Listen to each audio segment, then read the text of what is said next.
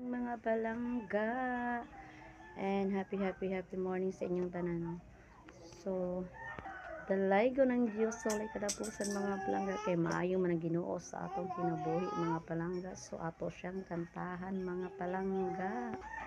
Dili ko ibaylo ang presensya mo, Jesus, ng mga butang ning kalibutan.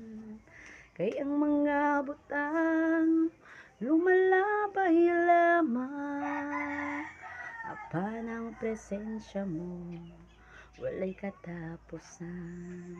Is no, wala siya katapusan ang presensya ng Panginoon pag siya ang imong unahon mga palangga.